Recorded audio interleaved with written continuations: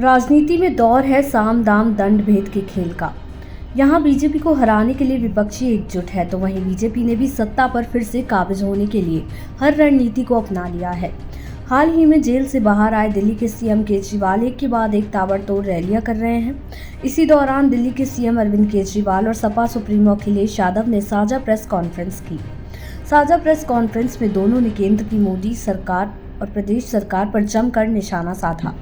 Press conference को संबोधित करते हुए अरविंद केजरीवाल ने कहा कि इस चुनाव में बीजेपी की 220 से भी कम सीटें आएंगी। हर जगह इनकी सीट कम हो रही है।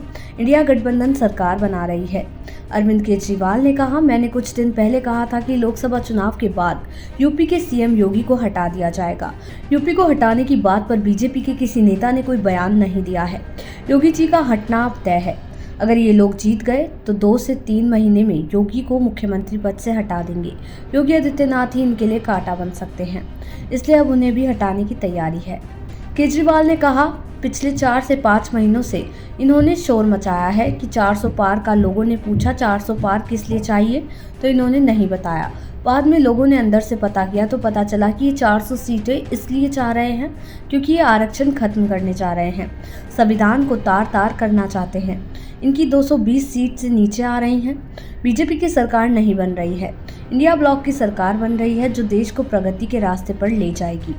वहीं प्रेस कॉन्फ्रेंस को संबोधित करते हुए अखिलेश यादव ने कहा, देश का जो माहौल है 4 चरणों में बीजेपी चारों खाने चित्त हो गई है। बीजेपी जो 400 पार का नारा दे रही थी कि उसकी 143 सीटों से कम आ रही हैं। 543 सीटों में से 400 घटा दो तो 143 सीटें बचती हैं और वो 143 सीटें ही दिख रही हैं। देश की जनता इन्हें 140 सीटों के लिए भी तरसा देगी। अखिलेश ने कहा, ये यूपी, पंजाब, हरियाणा और दिल्ली में उलझ जाएंगे। हमें संविधान बचाना होगा। बीजेपी की इस साजिश को आम लोग समझ गए हैं। इस बार बीजेपी की सबसे बड़ी हार होने वाली है। अब लग रहा है कि हारने के बाद ये झूठ बोलने की यूनिवर्सिटी खोलेंगे और वाइस चांसलर और डीन वहां खुद पहुंच जाएंगे।